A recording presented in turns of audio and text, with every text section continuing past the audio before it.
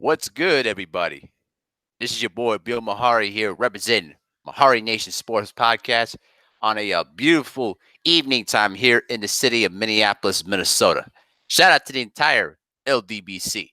Shout out to the entire Lions Den basketball and boxing community. Yeah, we got a lot of stuff to talk about today, man. You know what I'm saying? A lot of boxing talk, a lot of NBA playoffs, just a lot of stuff to talk about today. You know what I mean? And a lot of stuff that is in my mind that I actually wanted to go over with you guys today. Mr. Oh shit, good to see you, man. He said, "What's up, Abel? Who do you have in the finals this year, and who do you have winning the championship?" I have the Milwaukee Bucks coming out of the Eastern Conference, and I got the Golden State Warriors, and then I got the Golden State Warriors winning the championship. William Old School Arden, Abel the Basketball Einstein. Salute, brother. Thank you, man. Appreciate it. 503 round, shoot me a link, bro. Okay, man, no problem. I'll shoot you a link. Clifton Brunson, salute to Abe. What do you think about Dame Dollar's shot? That was man. But I'll tell you this though, man. People don't understand. Damian Lillard has been known for clutch shots throughout his career. You know what I'm saying? The dude is a cold-blooded assassin. I mean, he did it to the Rockets, and now, I mean, the shot he took over Paul George was 60 feet beyond the basket, and he took it straight to his grill, right down the net. I mean, it doesn't get any bigger than that. It doesn't. I mean, now, actually, one of the things I wanted to talk about too is the topic on the Russell Westbrook stuff there, man. So, yes, he is. Okay. All right, 503. I'm going to go send you a link real quick. Just give me 1 second. There's you. Okay. I'm going to put in the link right here. All right. Send out the link there. Okay. And we'll go right here. Okay, 503. This link sent out to you. So, I mean, here's the thing what I want to think about in the Russell Westbrook and Damian Lillard thing. Russell Westbrook is taking much criticism and heat on the way he played in the series. But people need to understand that is Westbrook's style. He is not a legit point guard. We have to understand that. He was a 2 guard when he came in out of college and was converted into a point guard when he was drafted. So he was playing in a position where he was not most suited to play. He's you could say to yourself he's going into the role, but if you ask me, is he an overall point guard who understands how to control an offense? He doesn't. Now we got 503 in the building. What's going on, 503? Man, what's up, Big Abe? Appreciate you shooting the link, big bro. No problem. Much love, man. I love talking that basketball with you, man. You know your spit, man. Yeah, man. Hey, let me ask you this though, 503. What's your thoughts about the Damian Lillard game-winning shot from like 60 feet? Oh man, that's probably gonna go down as one of the greatest shots in history, bro. It's sad that I don't think that Portland is gonna, get to the finals or nothing like that. But I mean, it's definitely gonna go down as one of the best shots in playoff history. Probably right up there with Jordan. In Utah. You know what I'm saying? So, it's just I'm just glad to be a part of this era of basketball, man. These guys is taking this shooting shit to the next level, man. The game has definitely evolved since Michael Jordan in that shot. That was a mid-range jumper contested, and this was a 57-footer, damn near 60-footer from the logo Dame. You know what I'm saying? So yeah, man. It's looking real good, man. I can't complain with the NBA playoffs right now, man. I just wish that these guys would focus more on the playoffs and not the Lakers and LeBron James, man. Because these dudes is doing some amazing things in the playoffs, man. Let me just say those two, though, man. On a little tiny separate notes with that, I mean, I not even cared about the Lakers stuff, though. The thing is, bro, They are basically using LeBron's name to try to sell their own personal narrative for their own agenda. I'm not down for that. That's why I don't even look at Undisputed. I don't even look at First Take anymore because it just disgusts me. I can't even take it anymore. You know what I'm Yeah, saying? man. And salute to Ticket, man, because he pointed this out, bro. Uh, man, this guy Stephen A. Smith, man, he wanted to talk about LeBron so bad. Even LeBron had to come out and say that it was fake news. You know what I'm saying? I'm like, dude, why? What is you? What's up with that, man? Every day we got to talk about the Lakers, man. Like we don't have fucking playoffs right now, bro. I You know. know? I know. I agree, man. I agree. So I actually was gonna talk about the whole OKC and actually Portland series though, because I've been reading and been hearing a lot of the criticism about how well Russell Westbrook played in this series. But I've always stood to my stance on this. Russell Westbrook is more of a two guard than a point guard. And OSHA has said that I think Westbrook should move to the two guard. I agree. I think that Russell Westbrook should be moving to the two guard position because he plays more better off the ball than he is if you allow him to bring the ball up the court and run orchestrated offense. Because what I noticed in the series is, Russell Westbrook tries to take over the game and doesn't let the offense come to him. With Damian Lillard, he trusts the system that Terry Stotts is running, and he lets the game come to him. That's why he's been having excellent performances. But the big analogy I want to talk about is simply this, and I think this is something that I'm seeing a lot of the YouTubers in basketball are not talking about. The fact that Russell Westbrook takes a lot of shots, though, tells me that he doesn't understand or his decision making is deeply questionable. Because I look back to the 2012 NBA Finals in Game 4. Think about this for a moment. Russell Westbrook had 43 points, but how many shots he took? 32 shots. How many shots that Kevin Durant took, people? I'll give you one. 19 shots.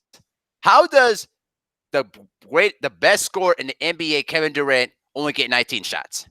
Magic Johnson literally said on the ESPN roundtable, said it was the worst game he ever seen as a point guard, not on his points itself.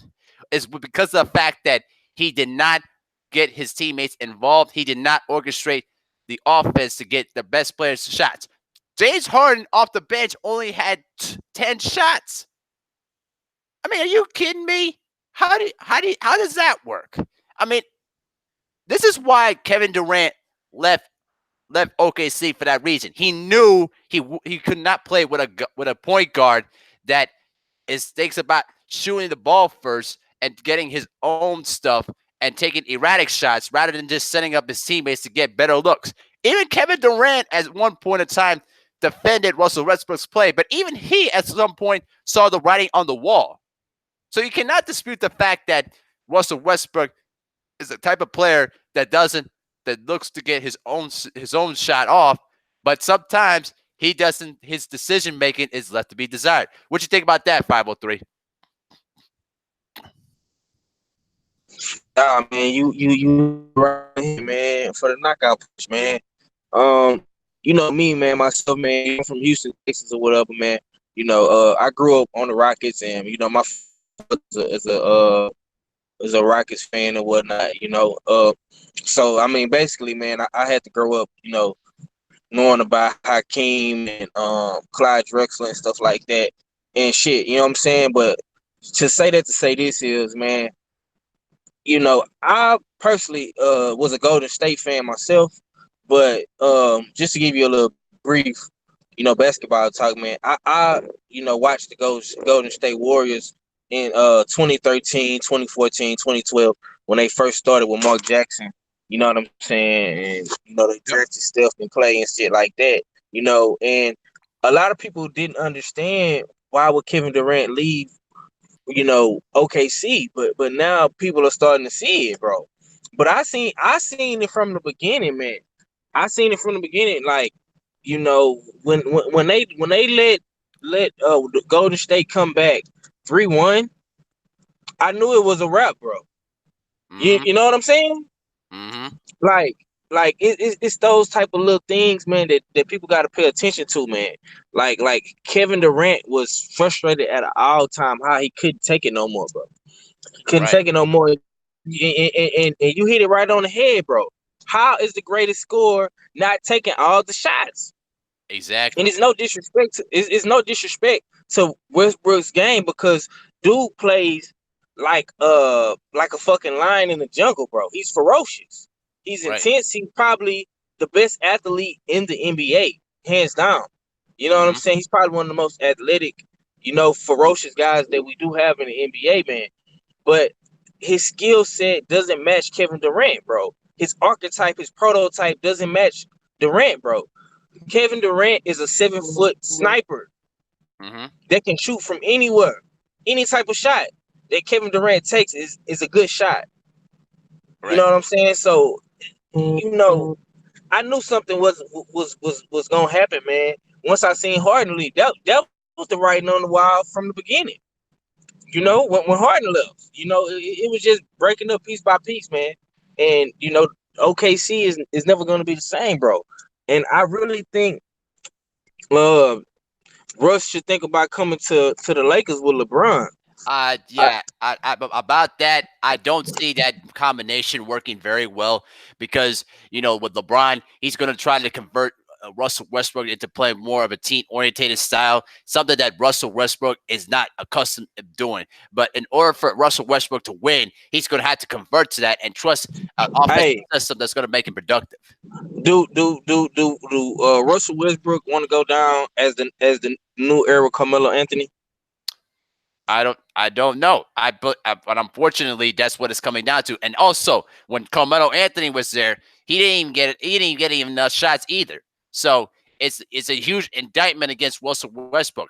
Like Kevin Durant, James Harden, and then you also had Carmelo Anthony with you, and then you also got Paul George currently. How are they getting lesser shots, and you're getting the most shots? I mean, to me, that's just not smart basketball. If I were playing with Russell Westbrook, I'd be frustrated because he's getting so much attention from the defense. I mean, all they could do, what he can do is you can use the pick and roll with Steven Adams. The Portland Trailblazers couldn't stop that, but they didn't go more to that because Russell Westbrook was trying to take over the game by trying to drive the ball to the basket, trying to take erratic jump shots, and they were not making them. And that's why this is the third straight year they've lost in the first round.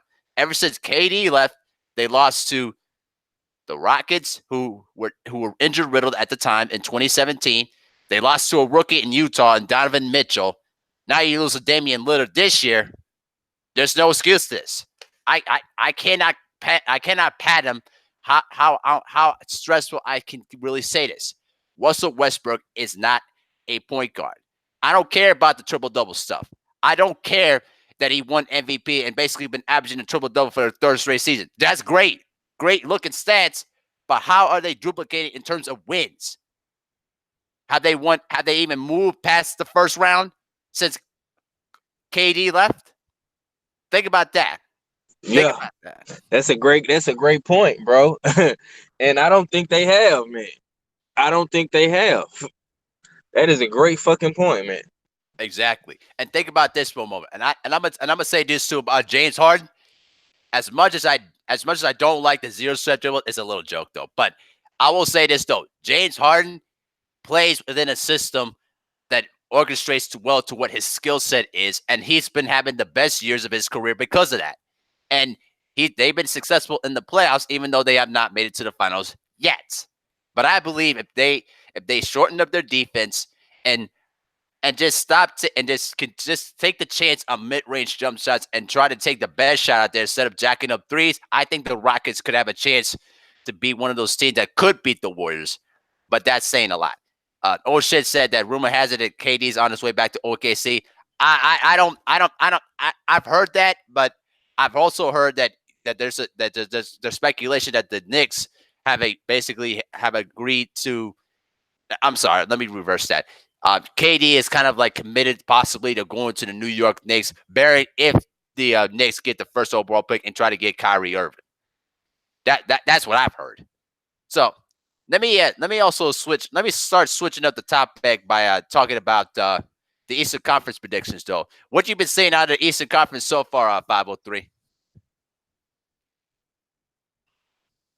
Oh man, I'm more so excited about the Sixers and Milwaukee, man. You know what Mm-hmm. I'm saying? In these Boston Celtics, bro. That's what I'm more excited about, man. What you think about that? Boy, there's gonna be some great second round series in that Eastern Conference, though. We got Toronto and Philadelphia. It's gonna be a really it's gonna be a war. But I think this is gonna come down to, can Ben Simmons play outside of his norm to get to the Eastern Conference Finals? And that is, can he make enough jump shots and can he be aggressive enough to overcome a very good, disciplined, defensive-minded or Toronto Raptors team? That's the key thing I'm going to be looking for. But also, the Milwaukee and Boston series, that's going to be a really good matchup. I think the Celtics, what they showed in that Indiana series, they're capable of turning it on in the playoffs, but they're going to go against probably now the newcomer of the best player, one of the best players in the league, and Giannis Antetokounmpo. And the scary part is he's developing a jump shot, people. Be aware of that.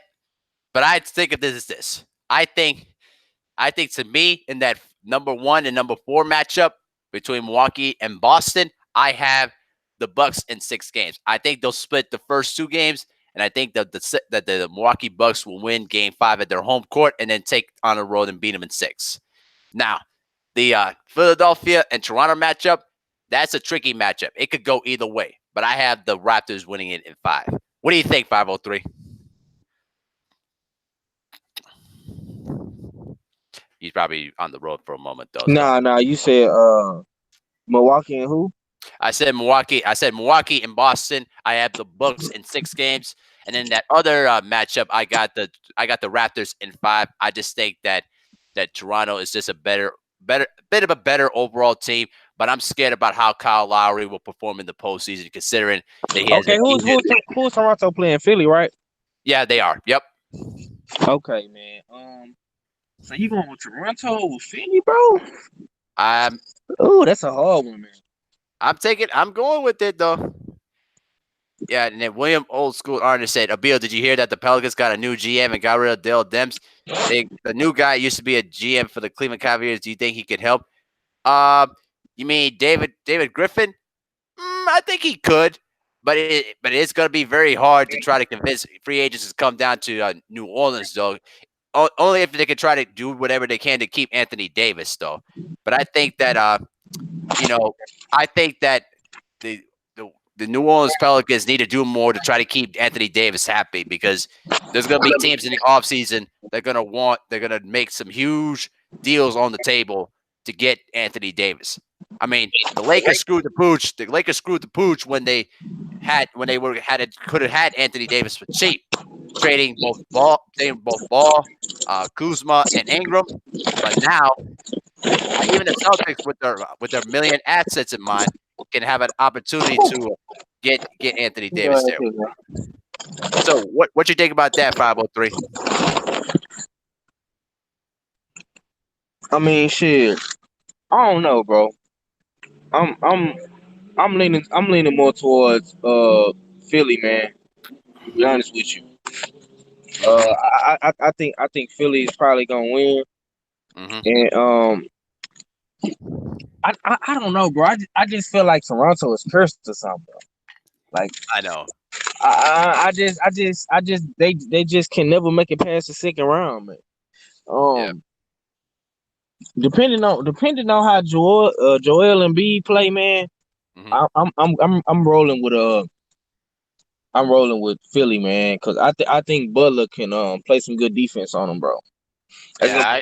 that's gonna be a good matchup. Now, as Uh, far as Milwaukee go with Boston, oh man, this is gonna be a battle between Giannis and Kyrie, oh yeah. but I think Boston has better coaching. Okay. You know what I'm saying? But I just feel like it's Giannis' time though, man. So I think Milwaukee in 6, man. All right. Fair enough. Fair enough. William Old School Arnett says AD says he likes the new GM and wants to see if he can get some help, and he might stay. I hope so too. I re- I think the best part of what David Griffin is, he knows how to keep stars happy. I mean, if Cleveland would have kept David Griffin, I think that Kyrie stays in Cleveland and then LeBron stays. I mean, if he could do that, I mean, anything could be possible. But they're really going to need to go all out to get a good free agent this offseason. They're not going to get Kevin Durant because I know Kevin Durant is probably not interested in coming to New Orleans, but you never know. So we'll see what happens. So Michael Johnson, Boxing Talk and the Moors. What's up, man? That's all right. We're going to get into the boxing talk about a little later on. So just go ahead and keep sticking around, though, okay? We'll get into that, all right? So I have in the Western Conference, barring what happens with the Warriors and the Clippers, and then the Nuggets and the Spurs. If my prediction is correct, it'll be Houston versus Golden State, and then you also had the who else is the number two? See, the Nuggets versus the Blazers. So with those series, I have the Warriors. Barring whatever happens, I have the Warriors in. I think they'll have it in 7 games because I think the Rockets are very tough on their offense, especially on their offense. Though, but the question is going to be, can they get enough stops to try to slow down the Warriors' assault on their 3-point shooting? That's what I'm saying. And boxing talk with more. Michael Johnson said, "I'm listening, just riding my stationary bike." Yeah, that's what's up, man. That's what's up. That's what's up. Okay. Now, I'm going to put it on a trended though. In the Eastern Conference, I got the Eastern Conference Finals. I got the Bucks versus the Raptors, and I'm gonna go with the barring whatever happens to Denver. I got the Nuggets versus the Warriors in the Western Conference Finals. What you think about the Western Conference 503? You gonna still ride with your Rockets to get to the Western Conference Finals? All right, come back to me right quick, bro. Yeah, go ahead. I'm eating right quick. Come back to me. Yeah, go ahead. Take your time. Okay. Yeah. William Old School Artist says Gail Benson, the owner, fired Dell Demps because of AD. She wants him to stay, and she wanted Demps to make Davis happen, and he definitely didn't. I agree. I think the Pelicans have done a huge disservice to Anthony Davis. They should have been a contending team by now when you had DeMarcus Cousins and Anthony Davis and Drew Holiday and Rajon Rondo there. That was a very good core for them. But but unfortunately, Marcus got hurt, and then you didn't keep Rajon Rondo. Although you did got Julius Randle, but he's relatively inconsistent. You know what I mean? So I hope that they can make some good moves to try to bolster that roster.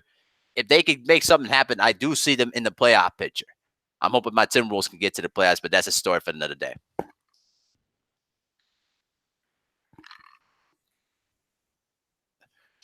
JMJ 2121. What's good, man? Welcome aboard, man. Welcome.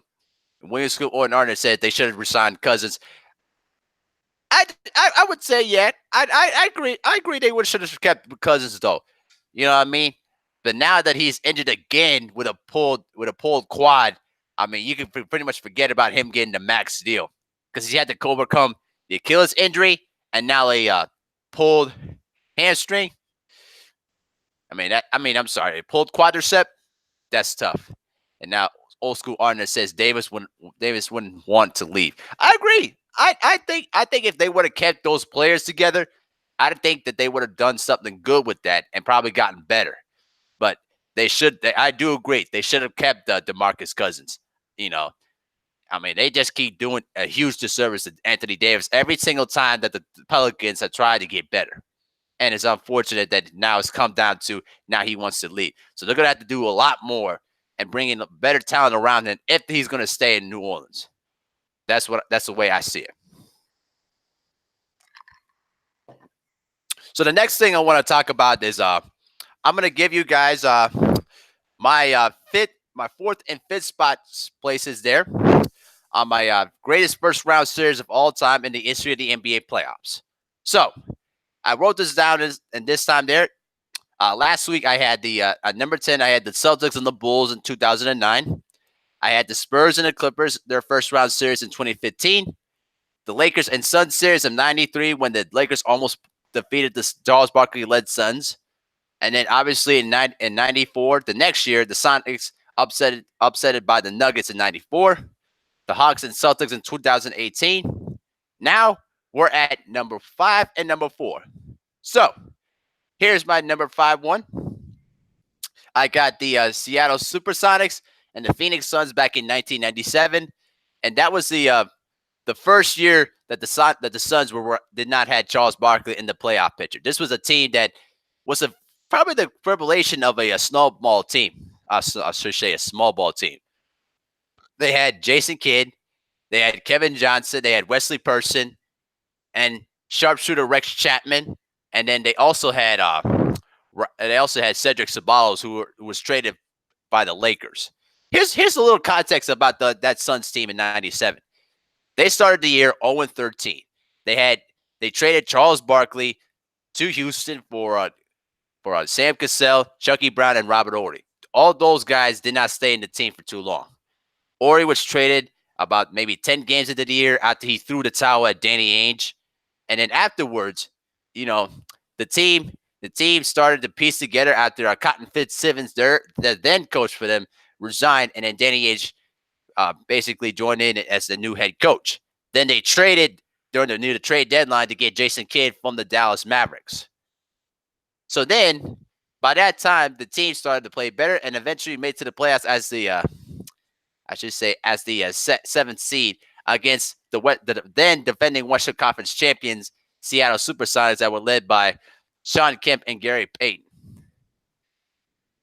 Williams School Artist. Spencer Spurter about to be announced by the WBC date, by the WBC date and placed on a later date. All right. Yes. I was hoping we would get that fight between Spence and Porter. We've been demanding for that fight for years. I'm telling you. It's something that we've been waiting for. Yeah, bro. You ain't lying about that. Oh my goodness, though, bro. Yeah, I was actually getting to my countdown for my greatest first round series there. So I'm gonna just go ahead and put on mute real quick, and then I'm gonna just try to get this done real quick, and then I'm gonna get into the boxing stuff. Okay. So back to what I was saying. The Seattle Supersonics that year, they had a decent season, but it wasn't a dominant season they were in '96 when they made the finals. JMJ 2120 said Detlef Schrempf, exactly. That crew with Peyton, Hawkins, Schrempf, Kemp, and then Perkins there, they were a loaded team. But they were a team that just was they were still a contender, but they were not that dominant team that they were when they made the finals a year ago. Obviously, because here's the funny thing. The Sonics at that time gave this unknown backup center, Jim McIlvaine, set a 7-year worth of $35 million deal instead of restructuring Sean Kemp's contract after he performed very well in the NBA Finals. And basically, you could pretty much make the case that he outplayed Michael Jordan during that finals series. That was probably the only time that Michael Jordan didn't really have a dominant NBA Finals, probably with the exception of Game 3 of that series.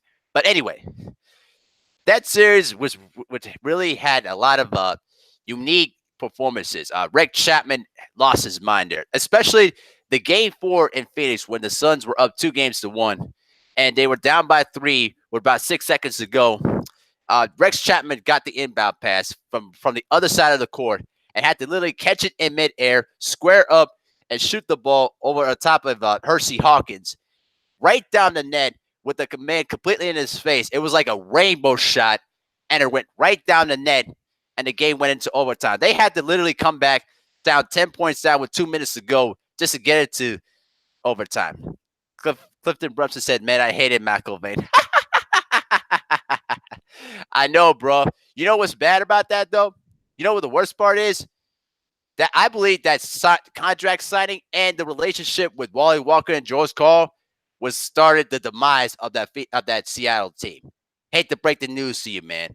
That if they would have stayed together and probably re-signed Kemp, I think that they would have had a greater chance of winning a championship with that crew. Welcome, Mark Wonderlist. Salute, man. He said, I'm done with basketball until next season. LOL. My Jazz are done until next year. Hey, sorry about your Jazz, though, man. Sorry about your Jazz. Yeah, Clifton Brumman said you're right. You are right. Exactly, though, bro. But yeah, that Sonics team, they should have swept the Suns in 3 games. But you got to remember something.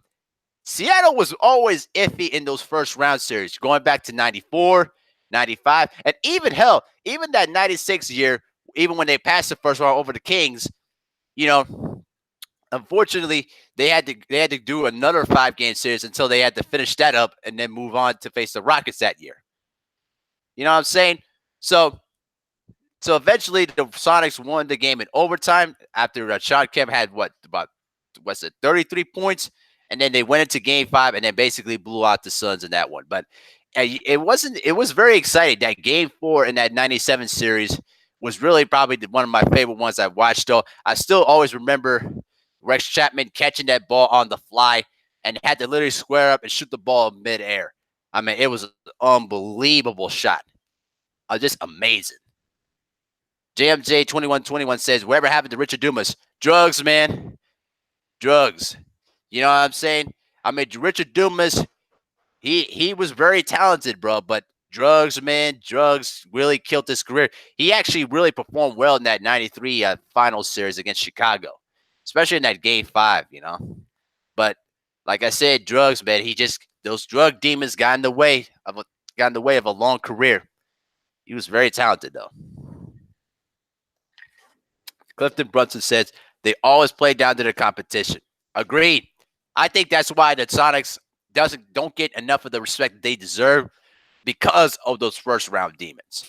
Now, the next one I have on the list, I have at number 4, the 2000 first round series between the Reggie Miller-led Indiana Pacers versus the Milwaukee Bucks featuring Sam Cassell, Ray Allen, and the big dog Glenn Robinson.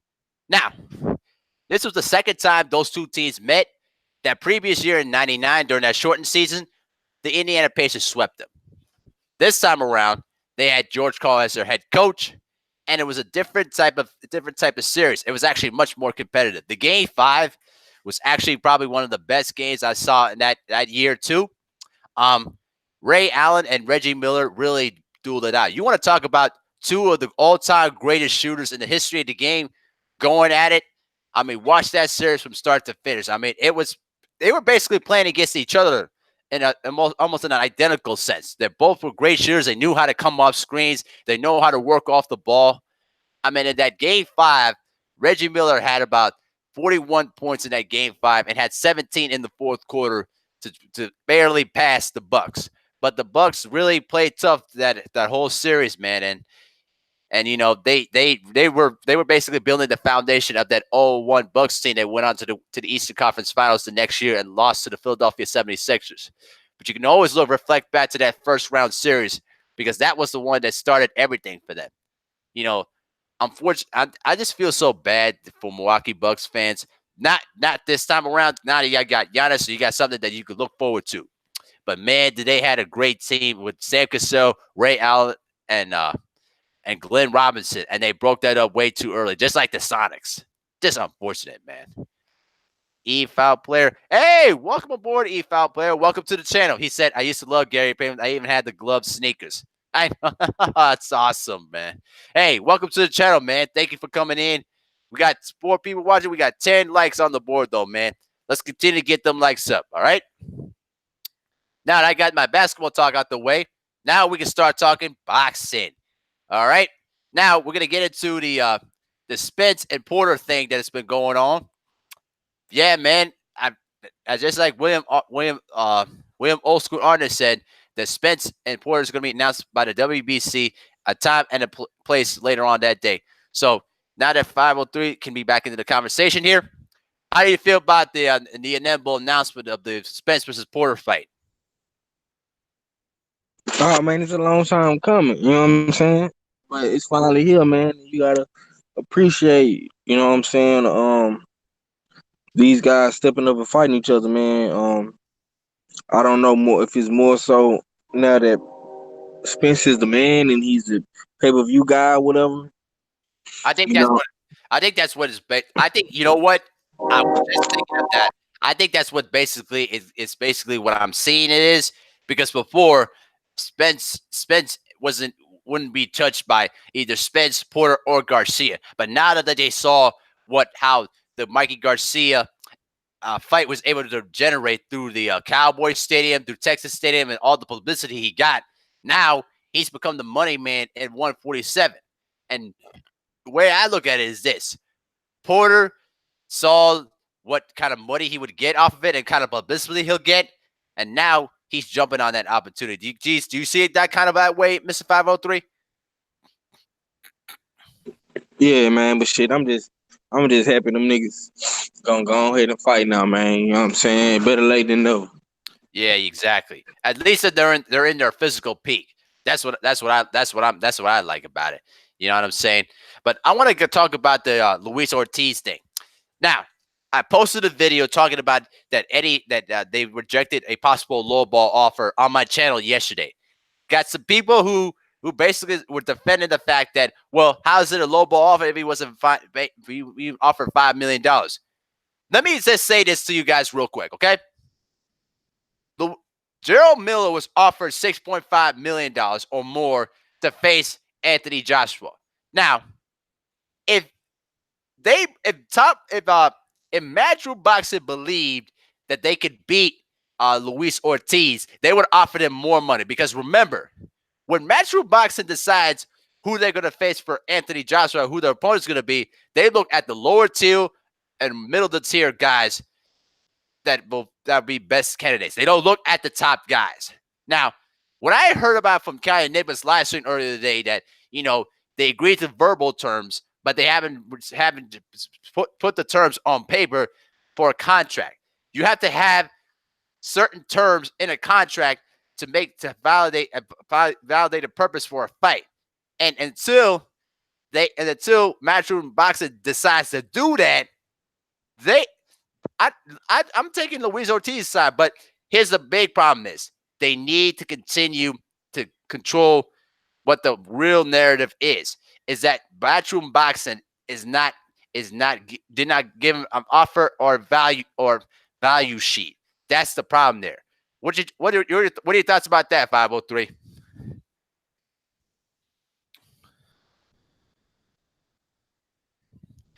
Okay, he probably stepped out for a moment there, so I'll just continue on with it. So, my point is this: it's unfortunate that Luis Ortiz declined an offer on short notice, but because you want to see Luis Ortiz get the huge opportunity to get a big fight against Anthony Joshua. I've been protesting as long as many other fans, hardcore fans, to protest it for that fight. But here's the thing. Put the pressure on Matchroom. Put the pressure on Eddie Hearn. Go on Instagram, Twitter, and tell them, show us the evidence. Show them what the contract is. Show us something. You know what I'm saying? We all know that Eddie Hearn lies at every turn. He lies way more worse than Hulk Hogan. And Hulk Hogan is the biggest of liars in the history of wrestling. You get what I'm saying? That's how bad Eddie Hearn is when it comes to lies, contradictions, and controlling the narrative. Because they believe that they can control the narrative with their numerous lies. People will sell it as the truth. You know what I mean? I have never believed a word Eddie Hearn says. At all. You know what I mean? It's just that the dude lies the way everybody in this world breathes oxygen. He can't help himself. Because the bottom line is, he only cares about one thing: protecting his cash cow in Anthony Joshua. That's what it comes down to.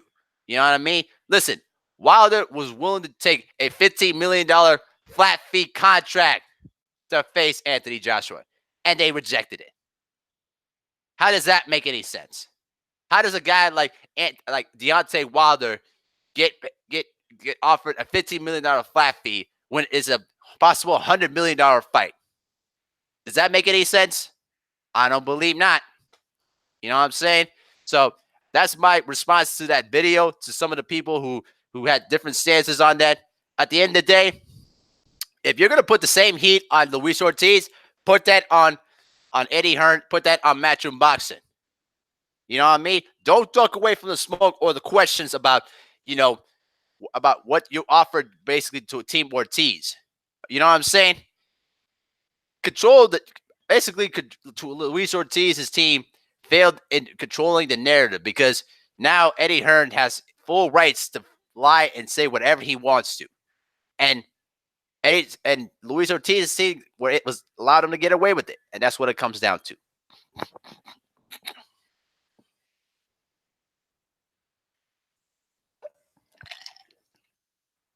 So whenever 503 wants to come in, and he can chime in whenever he wants to. Okay, he left. Okay, he left the chat. Okay. The next thing I want to talk about is Triple G firing Abel Sanchez. On his Twitter page, he announced to the world that he has decided to part ways with Abel Sanchez, basically on money disputes. Because the thing is, Anthony, I should not say Anthony Joshua. Oops. Gennady Golovkin was offered $100 million deal from the zone, a 6-fight deal. A lot of money. Unfortunately, he wanted Abel Sanchez to take a pay cut, and Sanchez said no, and then Triple D decided to cut him loose. Here's the thing though about this. On one side, I will say it's a kind of a shady thing on Triple G's part that he kind of chose the money route over basically a legacy, but I do not. But on the other side of the ledger, I don't feel sorry for Fable Sanchez at all. For some of the disparaging remark when he said about black fighters don't sell, they fight in an unpleasing style a couple of years ago, and also he also been ducking smoke. He always called out the number one contenders like, why do we need to fight him? He's not a mandatory. Oh, Triple G can beat guys from 154 to 168, except that Andre Ward called them out on their bluff, and what did he do? Duck the smoke. You know what I'm saying? He said, "Oh, we can fight Carl Franz or Julio Cesar Chavez Jr." Yeah. Big LT says, "Breaking news: Spencer versus Porter has been made a waiting date. A-side Spence. Oh yeah, we just talked about that though, man. Thanks for the heads up though, bro. Yep, we just talked about that. Long time waiting. We've been waiting for this fight to happen. This long time waiting. At least the bright side is, they're both in their prime and their physical peak, and they're not old fighters. So at least we can say that they're fighting basically at their physical peak. So, and I'm glad that they're gonna decide a date when the fight's gonna happen. I think most likely that fight's going to take place at Cowboys Stadium in Texas because I think that's where the huge money is at. Or I think the alternate place would also be in LA too. You know what I'm saying? So 503 is back in the building though, bro. So what's your thoughts about the whole Luis Ortiz thing though, brother? Oh man, bro. Man, my mind telling me you know what I'm saying, that Ortiz is playing shrewd businessman. You know what I'm saying? But my heart telling me that Eddie Hearn is pulling a fast one on us, bro. You know what I'm saying? I'm kind of torn in between the two, man. But it's hard to say, man, because Eddie Hearn, his credibility is at a negative 600. You know what I'm saying? So I don't know, bro. You know what though? You know what the worst part is though, bro? I posted a short video about what I thought about when Luis Ortiz declined the offer. I made the sense that it was basically probably another lowball offer. I had two people that basically questioned me like, "Well, how is it a lowball offer if Luis Ortiz had the biggest payday of his career?" Like, bro, do you understand what Matchroom does to the elite fighters? They don't pay them the money that they deserve. You get what I'm saying? Like, how bring that same smoke when you're talking with Eddie Hearn? Confront that to Eddie Hearn. Use social media. Go on Instagram. Go on Twitter. Tell them, show us the evidence of the contract. Do you feel the same way, 503? Yeah, man. I'm like this, man. Because I was listening to Kelly about it earlier, man, and I just want to know, did he really sign a That's what I contract? mean. Like what was signed? You know what I'm saying? Because it's alleged that he turned down $5 million. He want $10 million, man. I don't know if Eddie Hearn is paying these writers and these reporters to make up false articles about this shit. I don't know, bro. You know what I'm saying? Then stay ready to come on my channel and say that Anthony Joshua is sending a counter offer. I don't know, bro. It's I just don't know either, though, bro. it's hard to say, man. It really is, man. But I do want Eddie Hearn to speak on this situation. You know what I'm saying? Or show us something or say something. Right. Because he haven't said nothing about it. But we're gonna see. Yeah, I agree, though, man. I just at this point, though, man, I don't believe a word Eddie Hearn says. At this point, show me physical evidence. Show me the proof about the details of the offer that you were going to send to Luis Ortiz. Because you can't believe a word that he says. He lies, like I said before. He lies the way everybody in this world breathes oxygen. That's Eddie Hearn for you. So I also was also getting into the part about Triple G firing Abel Sanchez, and EFOL player said can't stand Abel, to be frank, one of the worst people in the sport. I agree with that. You know what I'm saying? So 503, what's your thoughts about Triple G, pulling the plug on Abel Sanchez? I'll be missing you. Nah, man. Listen, bro. Um, money doesn't change you, man. It changes the people around you, man. You Mm-hmm. know, and when you get something, you come across, some financial gain or whatever, people around you are gonna feel like they're entitled to it. And from what I was reading today, it's rumored that out of this $100 million contract, he was only trying to pay I guess able a fifth of that. I'm not sure what a fifth of 100 million is or whatever. I don't know, bro. But I know that it's about money. Right. Right. You know what I'm saying? Maybe Abel Sanchez thought that he was entitled to a piece of that 100 million.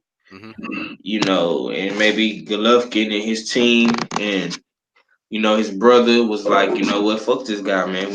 We not finna give him all of the money. I don't know, bro. But I know it had to be by something with dealing with money, and I was right. Money is the root of all evil, man. Money can change people. So yeah, man. I don't necessarily agree with Triple G.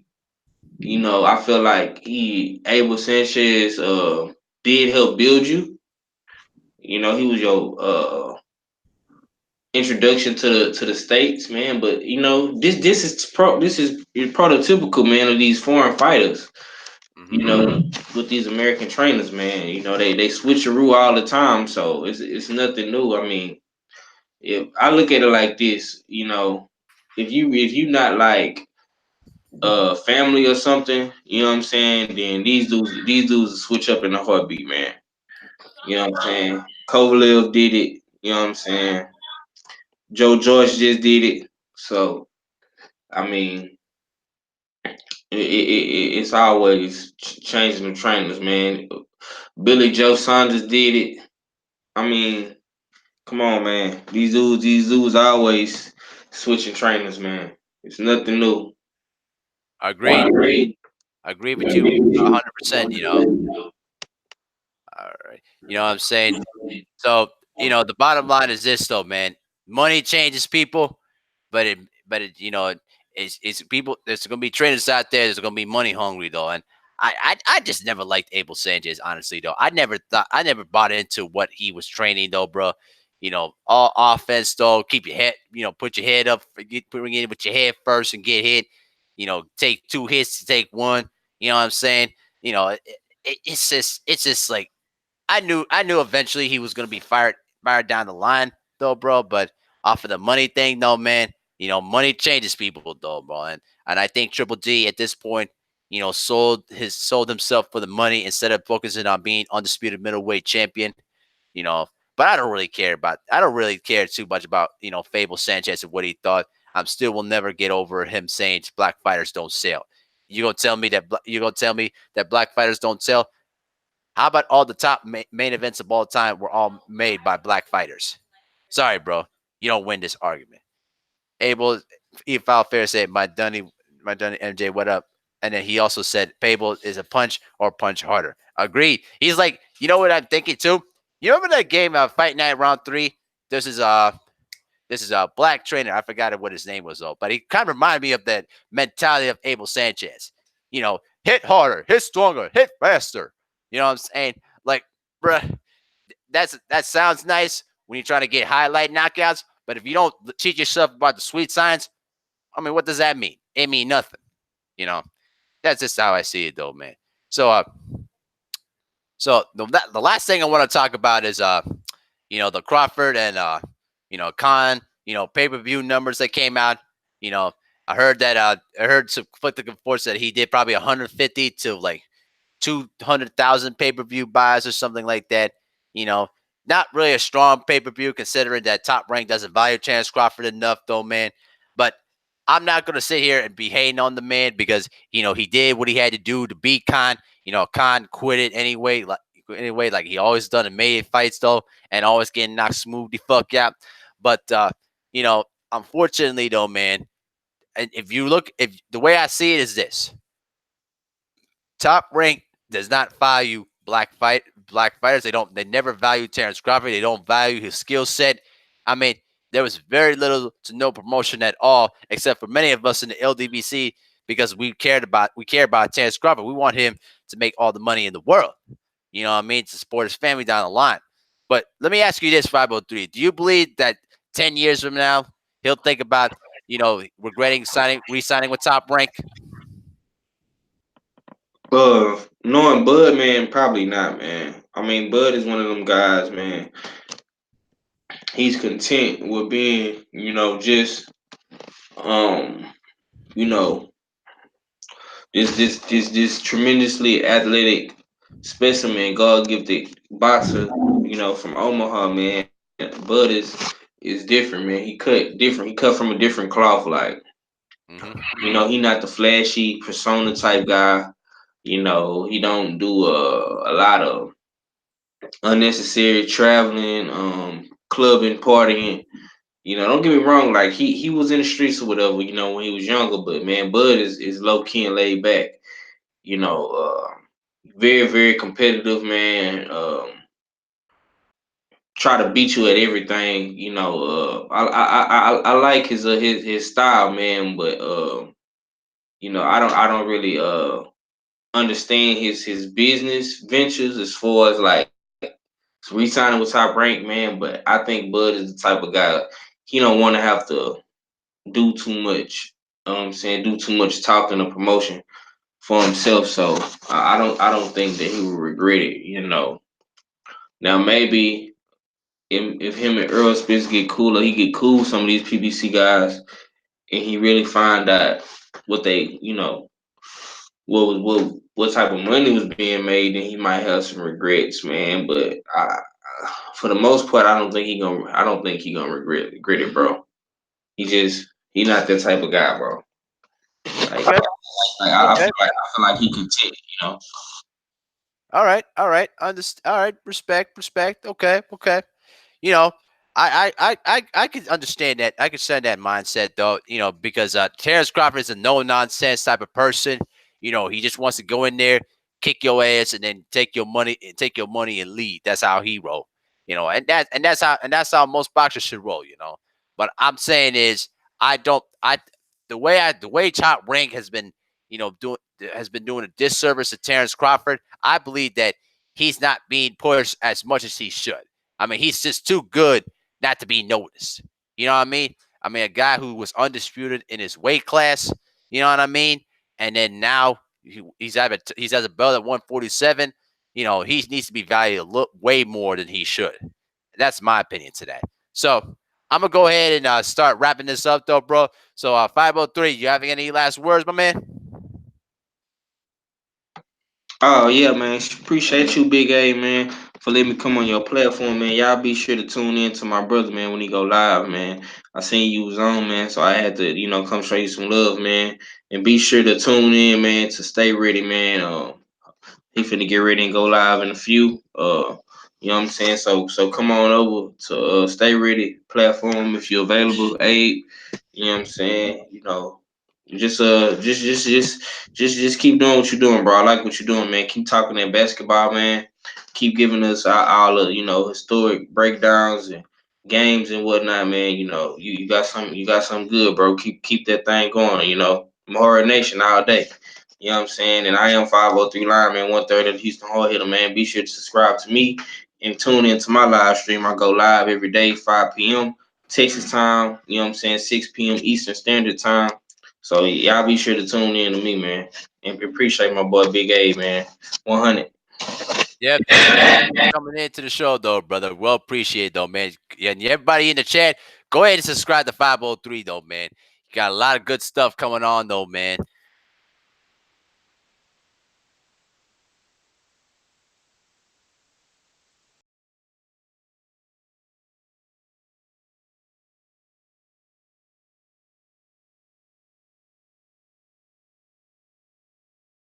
We're gonna make this work. We're gonna grow this channel and do big things out of it. With a lot of basketball, and then we're gonna do some baseball talk too, bro. Different things though to keep ourselves interested. You know what I'm saying? So so so at the end of the day, though, man, we just gotta keep grinding, keep pushing, though, man, and eventually big things will happen, though. So then I'll be back tomorrow, probably the same time at 8 p.m. Central Time, and then on Saturday we'll have a celebration last stream. To celebrate that we reached over 200 subscribers, though, man, and I'll invite the all the other stuff, though, man. And oh yeah, by the way, and also EFOUL player says Petro or JJ. you mean uh you mean who? Drazen Petrovic or J Kid? Uh you'll see. My jersey collection series, I'm hoping to get that done by at least tomorrow, though, so I can share with you guys on YouTube and Facebook and Instagram, and then try to get some thoughts about it, though, man. But we'll see what happens, though, man. So everybody, to EFOUL player, Clifton Brunson, Michael Johnson, too, Big LT, and then also to Mark Wonderland and JMJ 2121 and William Old School Arnett. Thank you all for coming in, though, man. Smash the like button on the way out and keep sharing this video on all your social media platforms to spread the word. Everybody, this has been MehariNation Sports Podcast, coming to you live and direct on the evening here in the city of Minneapolis, Minnesota. Shout out to the entire LDBC. Shout out to the entire Lions Den basketball and boxing community. And we done our job, man. Have a good night, everybody.